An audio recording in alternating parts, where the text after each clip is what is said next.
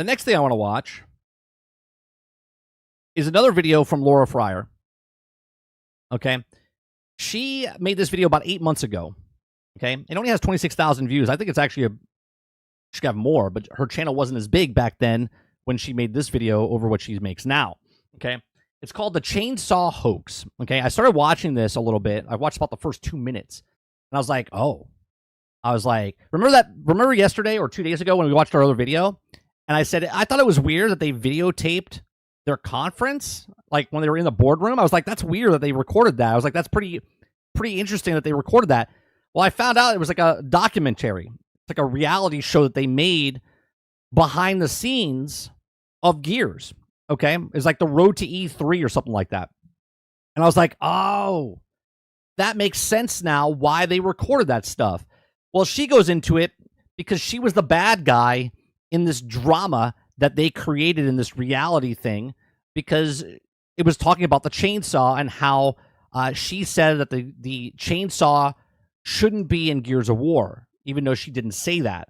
So that's the video we're going to watch, and I'm going to comment on it because it's talking about a documentary that was behind the scenes and what really happened. And I can tell you from firsthand, not from this particular show, but I worked on one of the most popular reality shows in the world back in the day with Hogan Knows Best. Okay.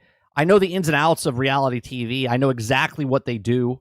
Okay. And how they get away with stuff, how they Frankenbite stuff together, how they make drama. Okay.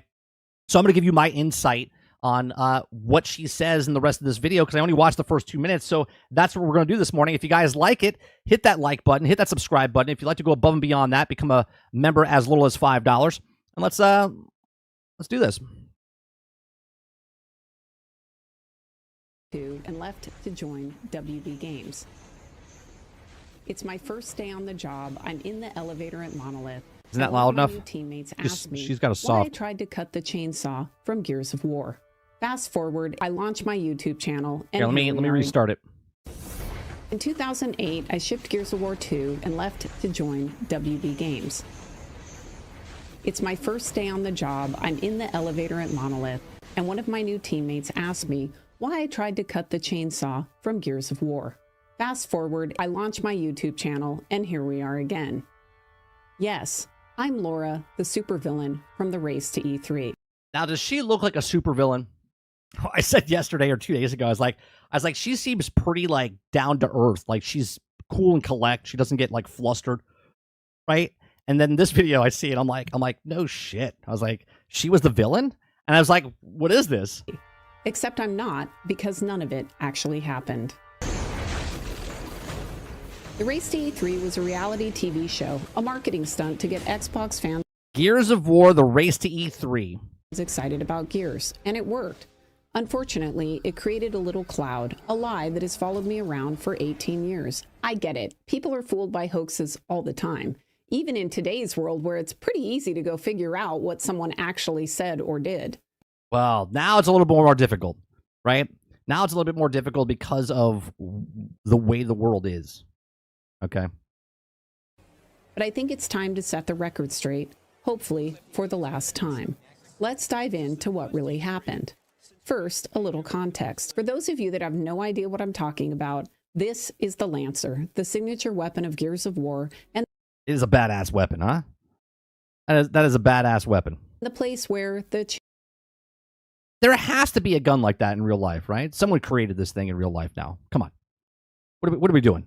Chainsaw hoax begins. I think Arthur in the Gears of War retrospective sums it up pretty well. It was the quintessential David versus Goliath story of a scrappy, independent group of artists triumphing over the corporate overlords at Microsoft and Xbox. It was also bullshit. When you do reality TV, let me tell you, it's some of the most boring shit that you can actually work on. Like, you're there 10, 12, 14, 16-hour days sometimes. You record everything, because there's no story going into it. The producer might say, hey, what are you doing today? And they're like, oh, we're going down to the show floor. Okay, we'll follow you and take the show floor. Oh, we have a meeting today. All right, we'll sit in with the meeting for you, and we'll record it. And they record everything. They get the B-roll of everything. Then they get back to the edit, right? While the film crew is still filming, they're sending this back to not even editors. They're going back to transcribers, okay? And all the tapes back in then, okay, back in 2003, 2006, right? The VHS tapes.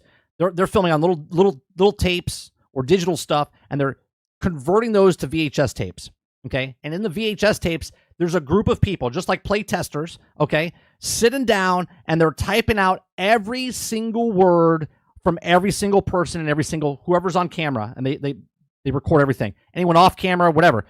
So there's multiple cameras going on, okay? And I don't know how this production went. I'm just telling you how it's usually done, okay? So on Hogan Knows Best, we had 3 to 4 cameras, okay? Constantly filming, right? Popping back and forth, popping back and forth. If we miss something, right, the audio's there, and they'll type it. So now everything's in a Word spreadsheet, okay, an Excel sheet. So let's say Laura said, chainsaw here, something over here, I don't like. They Frankenbite stuff together and then put it together. So what you'll notice when you watch certain things, if they don't have the person actually on screen saying the actual thing, but they cut to someone else, like a B-roll shot, and then you hear the voice of that person, that's because they're pulling it and Frankenbiting it together, okay? And if you guys don't understand what Frankenbite is, okay, basically they're taking words and putting it together. It's almost like what AI is doing right now, okay? It's taking little words here and there, and you merge it together, and it sounds seamless that you don't even think you're like, oh yeah, she said it. She said it. The year is 2006, and we're a few months from shipping Gears of War as an exclusive Xbox 360 title for holiday. Microsoft has one punch to throw before the juggernaut of the PlayStation 3 launches, and Gears is that punch. And this is another thing they do. So you see this right here. What they do, to throw before the juggernaut. They'll sit down with these interviewers like this, and when you're making a reality, okay, when you're making a reality show, they'll put stuff together. They'll start putting a story together. They'll start putting the plot point together, and they need them to say something. So now they put a list of questions together, okay? And then they'll sit down with the person, and they'll start asking them questions to see if they get that thing they need them to say, okay? So if he says something here and it's good on film, they'll put it on film. But if he says something not so good, but he can get it nice and clear, they can use this later in a different clip, but just the audio. Juggernaut of the PlayStation 3 launches, and Gears is that punch. Xbox has pulled out all the stops, and they're spending millions on this flagship title, including creating a reality TV show called The Race to E3. Travis says, 30 question, was Hulk a huge racist even back then? No. Terry was like one of the nicest guys. Like, he's constantly in pain, right, because of all the stuff he's done, but he's a super nice guy. So 3. The idea was simple. Let's give our audience a sneak peek about what it's really like to work on Gears of War. The filmmakers would have full access. The laughter, the tears, the fights. They would have boring. a front seat to all of the drama. Nothing was off limits. That is Rod Ferguson, by the way, who's the lead of Diablo at Blizzard now.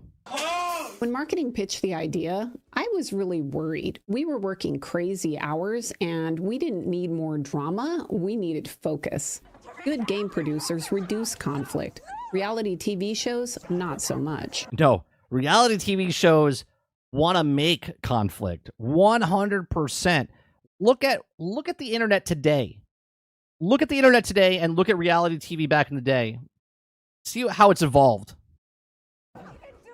In the end, we decided it was worth it, and the crew set up at Epic. We wanted the focus to be on them. They were making the game, and we wanted them to be the heroes. So that's what happened. The movie crew put mics on all the key staff and in the conference rooms, and then waited for the inevitable disagreement to come up. Except that it didn't, because game development is not like reality TV. Remember what I said the other day? Like, we were talking about how, what's the guy's, Mark Hansen from Avowed? Like, he needs to be fired because he's bringing morale down. We watched her other video talking about, how people are working together. When you're working on a team together, you have to coalesce. You're going to have problems, but you want to get along. You're all working on the same project. You're all trying to get to the same point, right? You're trying to be the best that you can do with the project that you're doing. So they're all working together. Their job as the production crew, they're like, now I'm gonna speculate here. Back then, producers moved from reality shows to this, and certain people got jobs because of the juicy drama or whatever that went on in a reality show. But some people, this should be more of a doc series, not a reality show type of thing. You know what I mean? Like behind the scenes, not a try to make something. And I would assume that the producer of this video, not Laura Fryer, but the person that's making this documentary about the road to E3, I would have to find out who made this and then look at their background and what they came from and what kind of reality, or they were trying to move somewhere else to become that drama type of stuff. As Rod said in 2019, I felt really bad for them because at Epic we had very, very, very minor conflict. We weren't a flip a table, slam a door place. I think there was one door slam in the entire original Gears of War situation. It was a problem. What could the production crew do? Create a reality TV show that wasn't dramatic? No, of course. They shouldn't have made a reality TV show. They should have just made a documentary. Of course they couldn't do that. So they started making things up. Like this. I want to borrow the Lamborghini. Going. I need to borrow your Lamborghini. Why? Why? Why would you need to borrow my Lamborghini? At least we know.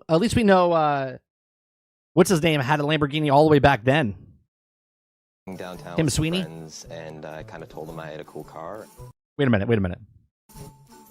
Going downtown with some friends, and I kind of told them I had a cool car. A cool car. Yeah, I got 4 doors, 2 wheels. I love the fact that Tim Sweeney's like, I gotta let him drive my car for television. I'll bring it back intact. All right. I heard that you can basically get up to 80 in first. Yeah, don't Tim Sweeney doesn't look like a Lamborghini kind of guy, but, you know. do that. Tim, I assure you she's in good hands. Open.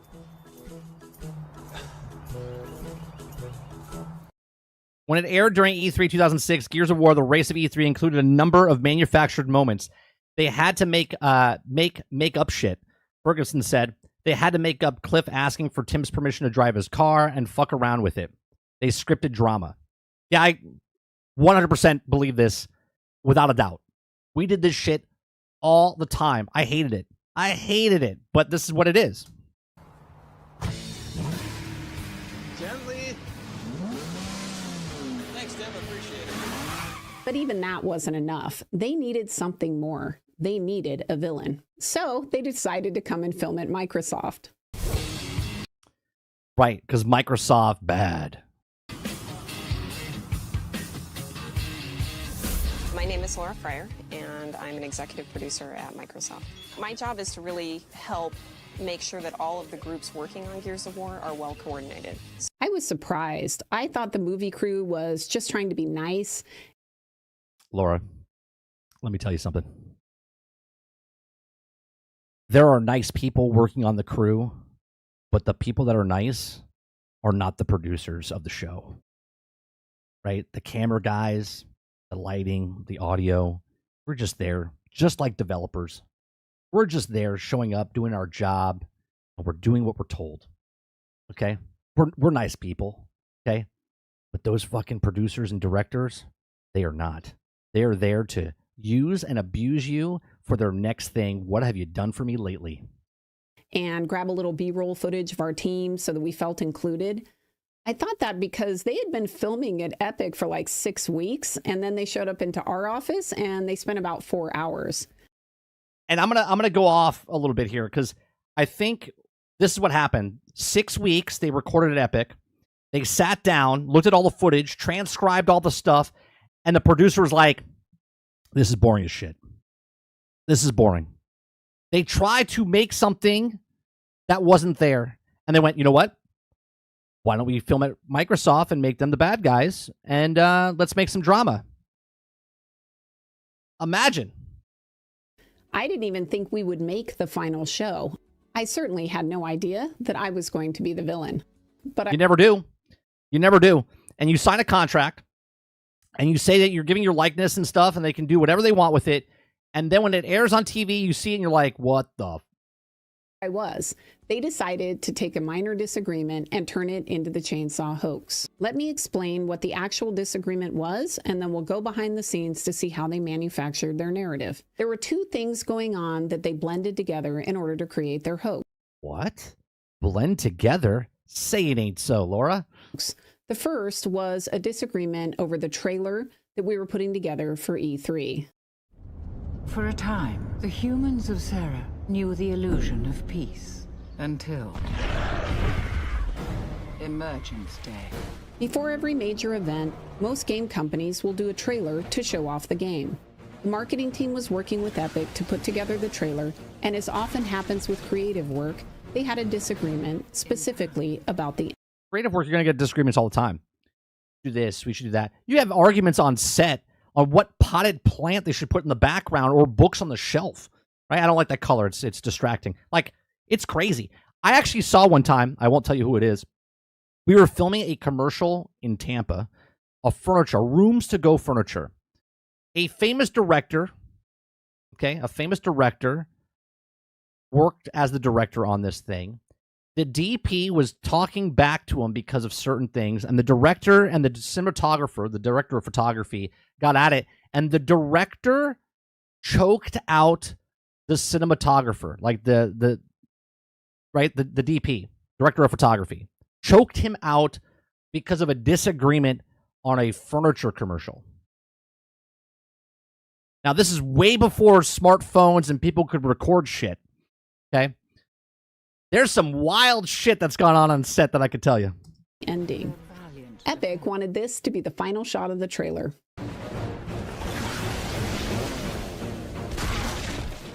Microsoft wanted it to be this.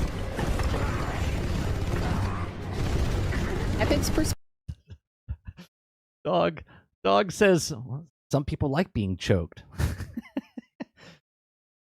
perspective was that we should end with the signature weapon. This key moment was the perfect way to sell the game. Way to identify yourself.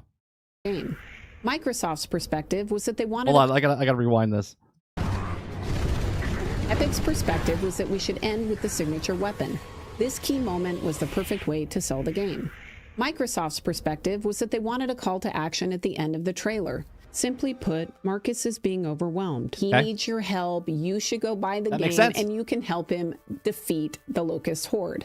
That was the entire disagreement. That makes sense, right? They didn't want this, right? They didn't want this spot as like the finishing touch. They wanted the... It was that we should end... He's by himself against a horror army and they need you, right? With the signature was that they wanted a call to action at the end of the trailer. Simply put, Marcus is being overwhelmed. He needs your help. You should go buy the game and you can help him defeat the Locust Horde. That was the entire disagreement. Of course, none of it made it into the show. The second drama going on was that we were trying to get the Lancer to work in the E3 demo build, right? Everyone's going to... I see where she's going with this. Okay. So what's happening? What's going on, Sarge? Happy New Year, right? I see what's happening. So the Lancer video, Microsoft saying we don't like the Lancer. We want this shot of Marcus fighting off the Horde. So they're going to take the we don't want the Lancer to then say they don't want the Lancer in the game. They show up at E3, they're going to play the game, and we wanted that signature weapon in there. But that wasn't going well because we were behind. There's some things that are open issues that we just need to get decisions on, because I think multiplayer's got a ton of work to be done. Co-op wasn't functional as of 1 a.m. last night. And single player, there's some stuff we want to do in terms of VO and things like that Nash is resistant against, that we need to make that decision, make that stuff happen in the next 4 hours. My biggest concerns leading up to E3. Look, even back then, Rod Ferguson was working on games that were incomplete. Sorry. Well, getting the demo done. So we're going to have about 800 press go through this, and they're going to expect something that is ready to ship, right? I'd hate for everybody to say it was beautiful, but it really was lacking polish. I think my job is on the line for Epic Games if we don't. You know what? I think that's a good rule of thumb, right? I think when you work a job, thinking your job is always on the line is probably a good way to think about it. That means you always do your job. Do well at this show. It was a day-to-day debate on the team on whether or not we would be able to get it done. And that was the setup. They murdered me. Reality TV star pushed back on producers' cheapest tricks. For years, shows have created sound bites and invented villains by editing audio in outrageous ways. The practice known as frankenbiting has hurt people on both sides of the camera. This is, again, and this is an article written in July 8th of 2021. I lived this for 20 years. That created the chainsaw hoax. They took a disagreement about the trailer and the discussion regarding the E3 game demo, and they...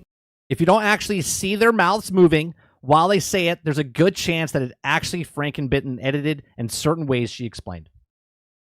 I'm telling you, chat, I could go into the depths of hell of what reality shows are. They are the lowest. I would rather work on porn. Okay? I'm being honest to you. I would feel better about myself if I worked for a porno than reality shows back in the day. turned it into Laura tried to cut the chainsaw from the game. Most people know that editors have been using tricks for years to create the narrative they want. A journalist, a former producer herself, who over the course of her 6 seasons on a show earned the reputation of calling out producers' manipulation and resisting manufactured drama. On the show, she says producers regularly panned the camera away from her face while shooting, then cut in the audio from other scenes to serve the storyline. Amazing. By taking these two issues and blending them using audio edits and cutaways, they created the hoax. Remember, 18 years ago, YouTube and the other social media platforms were just getting started. Yeah, they didn't have this. You didn't know about this.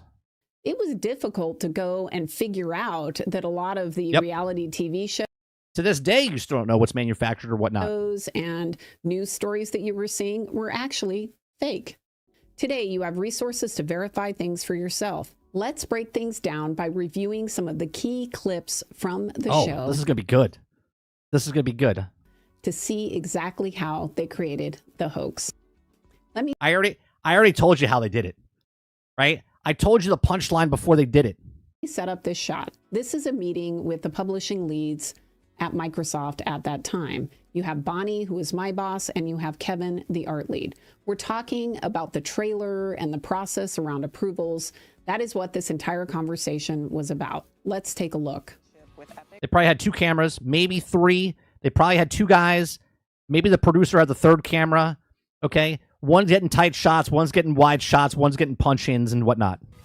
We've had a lot of back and forth with Epic. I think we have a pretty good approval. The only big issue still outstanding is Rod and Epic still want the chainsaw. So maybe they had 1. Maybe they had 1. He's just punching in. work on that, but yeah. Rod and Epic still want the chainsaw as the last shot. Let me rewind this for a second. Forth with Epic, I think we have a pretty good Here comes the cutaway. approval.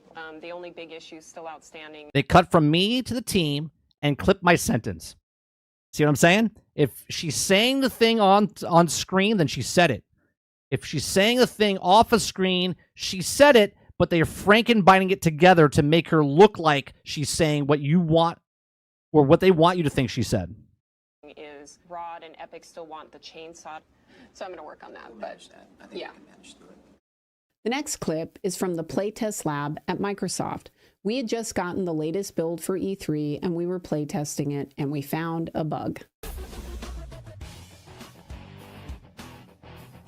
You know what the shitty part is? The producer did this. The producer of this documentary or this show was a scumbag. Because they're like, how do we make drama from this? How do we make this person look bad so we can get good ratings?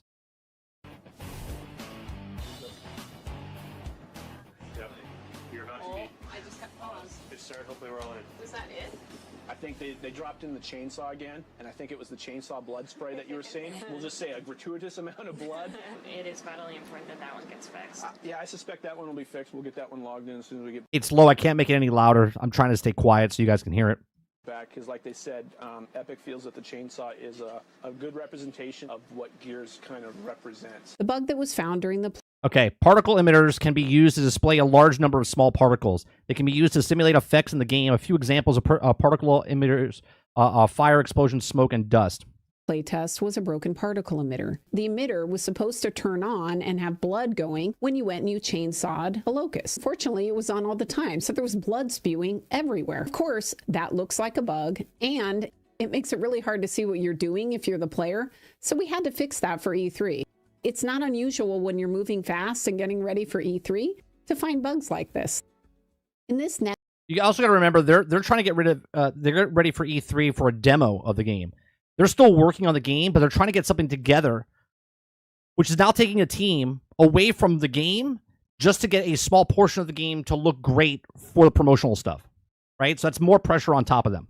Next clip, they're taking two conversations and blending them together through cutaways. Rod is talking about the demo in the beginning, and then they cut to the phone and clip in an entirely different part of the call where we're talking about the trailer. We made today that affects gameplay is that we need to get the chainsaw attack in. So we basically have made a priority decision that we're prioritizing the chainsaw attack over grenades and over pistol. It's what makes Gears, and we need to have that moment at E3.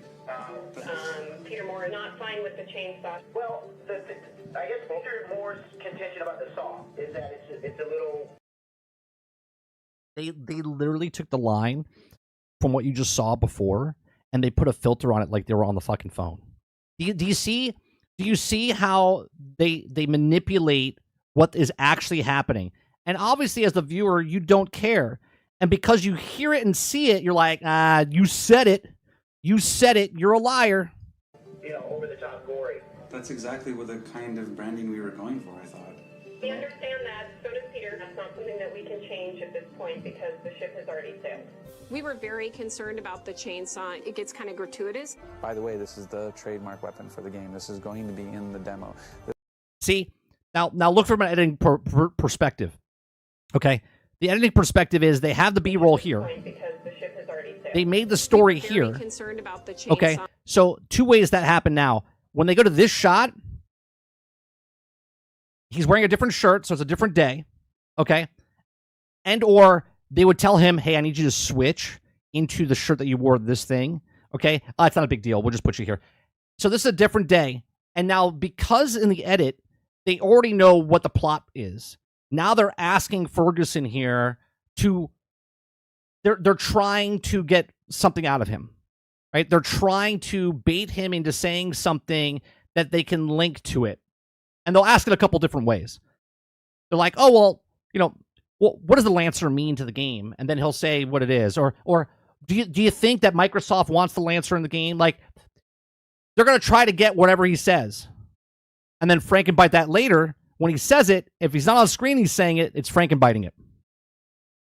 It gets kind of gratuitous. By the way, this is the trademark weapon for the game. This is going to be in the demo. This is the way that Epic wants to convey this intimate violence in the game, and that's why we feel really strongly to have an assault rifle with...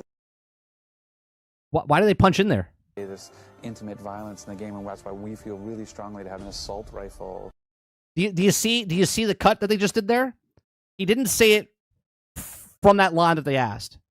So then they asked another question to bait him into saying the thing, and then they piece it together. With a chainsaw bayonet. I just don't feel like the right people are championing Do you see? the message. You have to wonder about something as you're watching all of this. If I had literally said we needed to cut the chainsaw from the game, You would be on film saying it.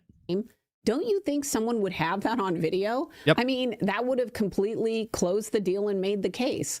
Well, I didn't say it because it never happened. And that is why they had to do all of these cutaways and all these tricks to try to make you believe something that never happened. Also, anytime you see me in this environment, that was at E3. By the time we went to E3, they had their hoax planned out. But they See?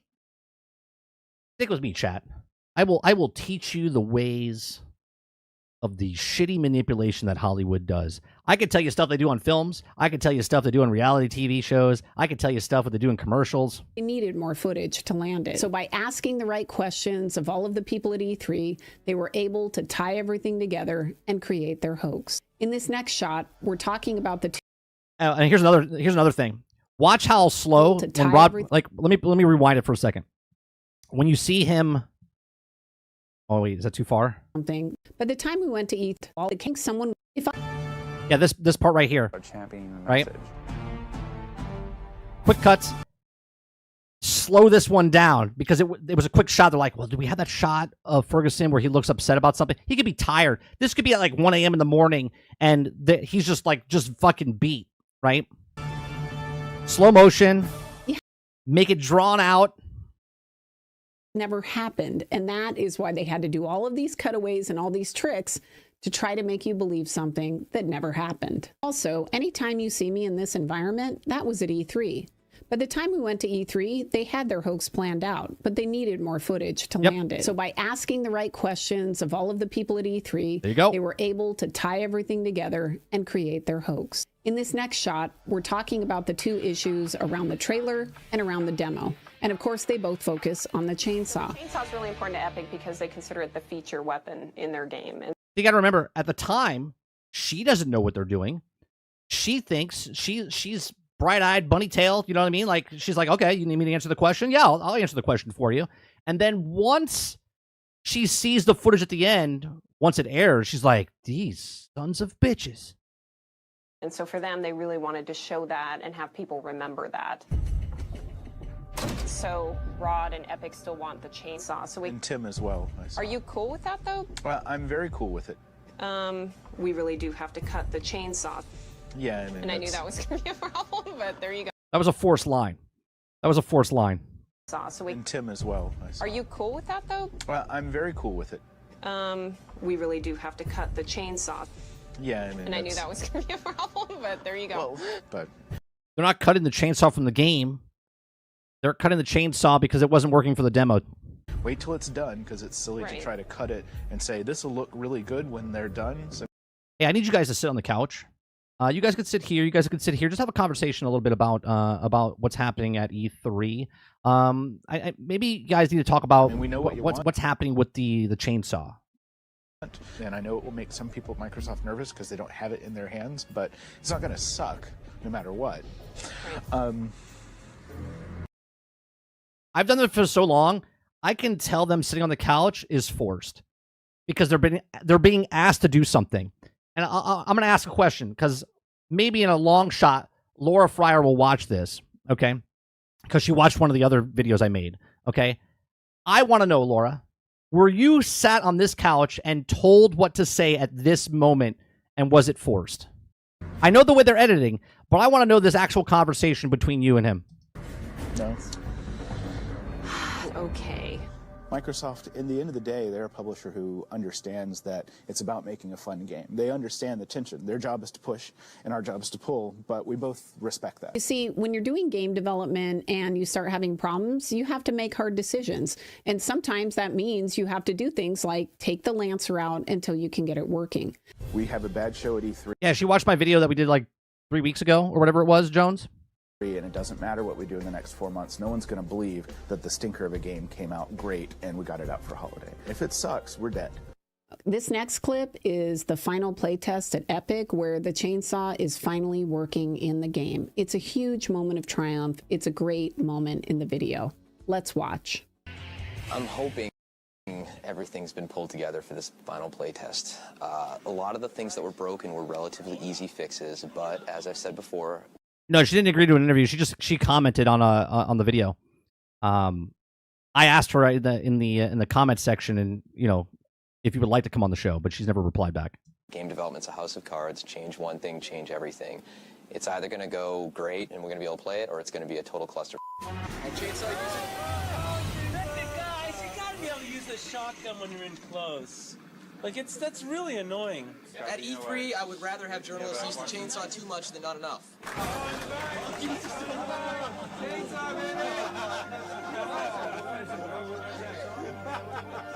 It's a really cool moment in the Gears universe. Grabbing that chainsaw and just ripping through someone. It's visceral, and that's what our games This audio is like 20 years old, so it's really low. are about. It's something that everybody's been wanting to do for a long time, and Cliff's been fighting for it, and it's awesome. I mean, Cliff was right. It's awesome. I mean, you've got some serious polish issues, and you guys know that, but I think it's showable, which is, I mean, it's 100%. Oh wait, look at that. Is Ron? Is that the same shirt? Where are we at? 13-17? Hold on a second.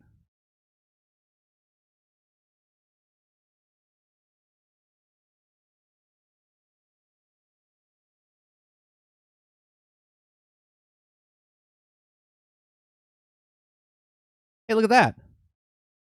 What are the odds that Ron Ferguson is wearing the same shirt in this shot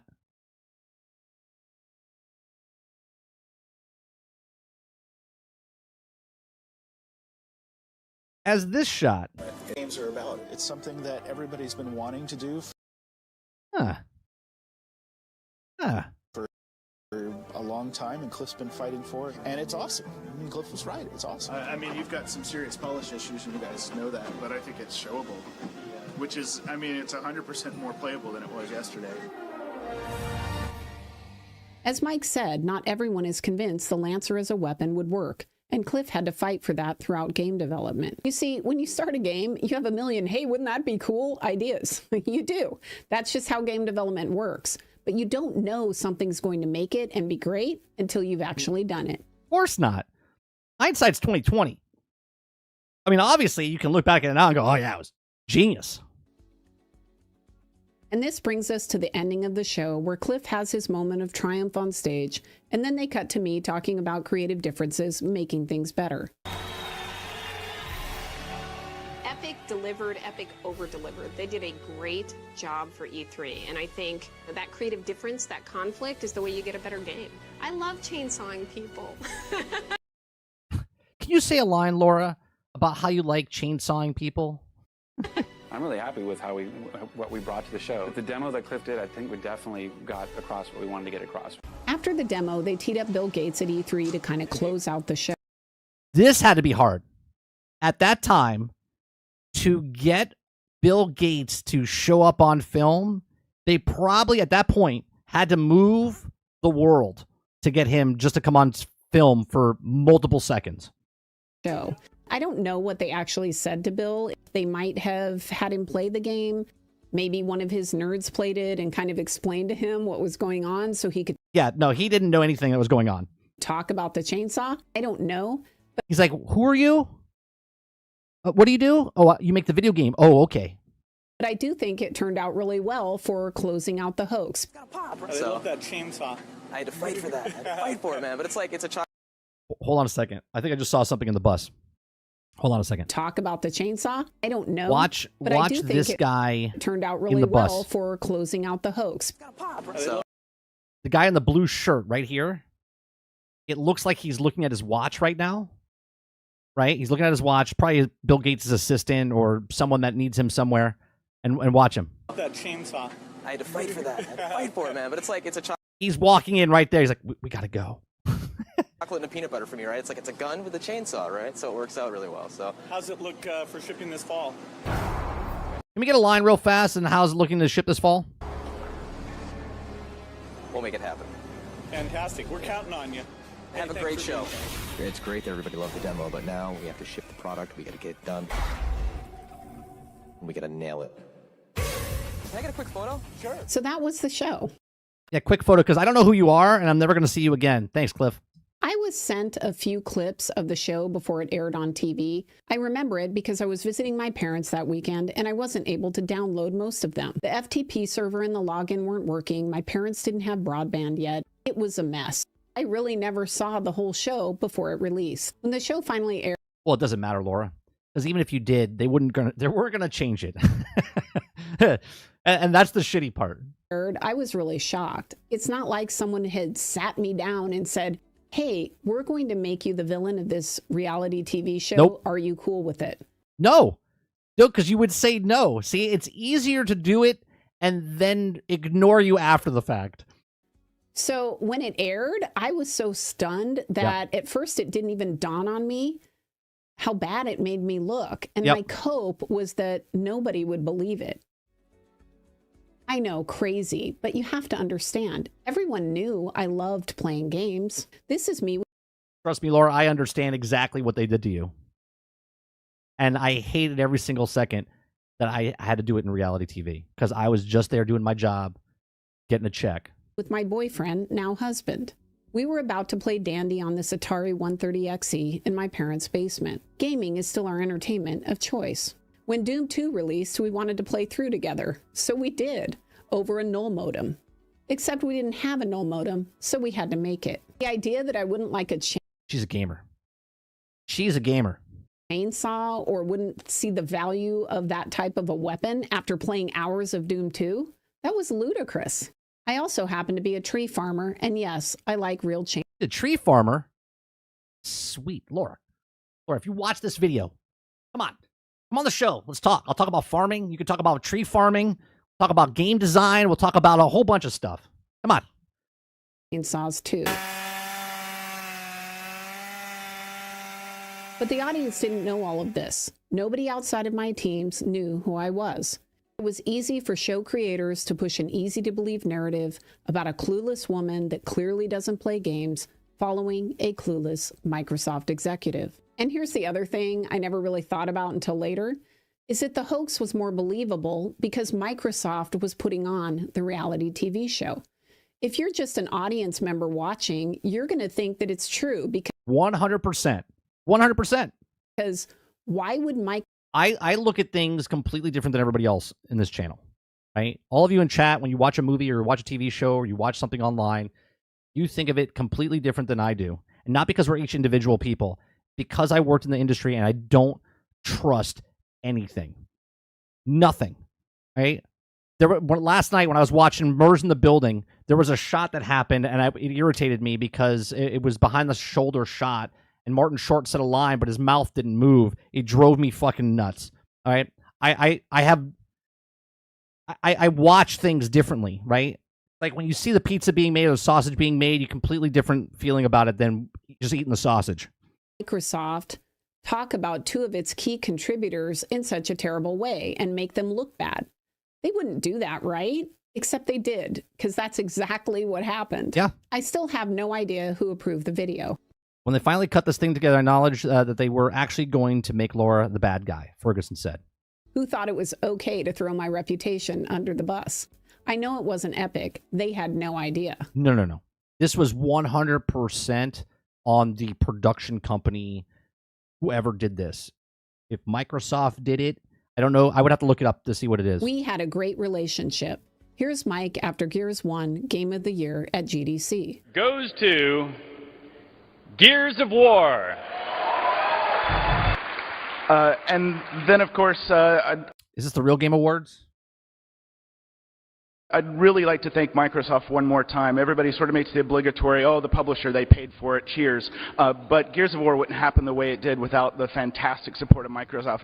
I know there's a lot of folks here from Microsoft Game Studios. I know Laura Fryer's over there sitting with us, and she always gets to watch me accept the awards. But you should stand up, and everybody else from MGS should too, because they put their heart and soul, and a lot of put their asses on the line for this game. And, we just had a fantastic partnership, so thanks very much.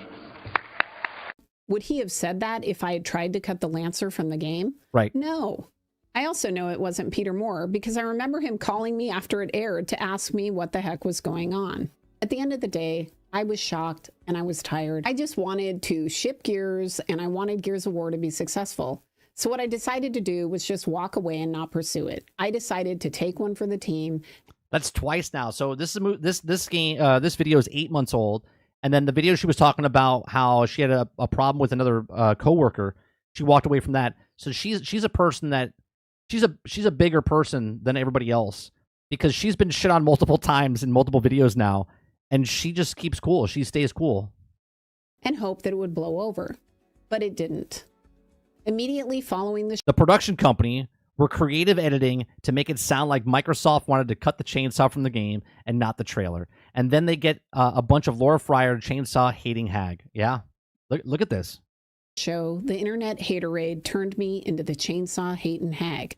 People were pretty mean, and here does she look and sound like she's an angry hag? We've watched multiple videos of her now. I don't think she's changed much from what she was to what she is today. I mean, obviously she's grown as a person, but she doesn't seem like a person that's very vindictive and angry person. That's not how she comes across at all. Here we are 18 years later, and this hoax is still circling around YouTube. Here is a video from 2020 by What Culture Gaming. It's a great video, by the way, but it is based on a hoax. The Lancer... She just called out the other channel. She's like, it's a great video, but it's full of shit. Almost got cut. I understand. It isn't easy.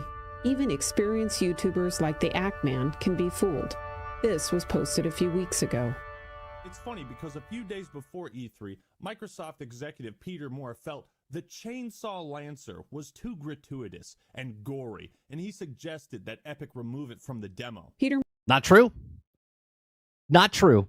Moore's comments were always about the trailer. Ever since that first day at Monolith, I've wondered how many people never brought this issue up because they were too kind to ask and to find out what really happened. Did it cost me jobs? Did it cost me promotions? Did people think that I was an idiot in the games industry all of these years? I'll never know. Maybe. Maybe, because people are persuaded real easy. Real easy. But I do know. And I'll be honest. You know, maybe she did miss a job or two. But at the end of the day, I think her worth ethic and who she is got her the job that she was going to get regardless. That it has changed me forever.